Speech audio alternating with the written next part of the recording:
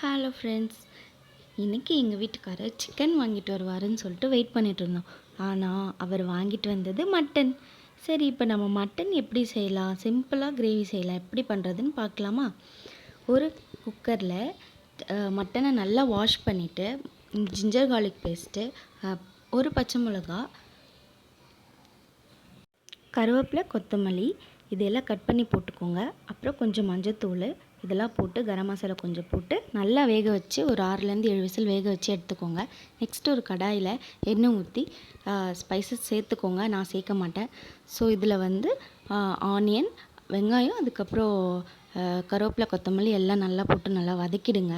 நல்லா வதக்கின அப்புறம் ginger garlic பேஸ்ட்டை போட்டு நல்லா வதக்கிட்டு தக்காளி போட்டு நல்லா வதக்கிடுங்க.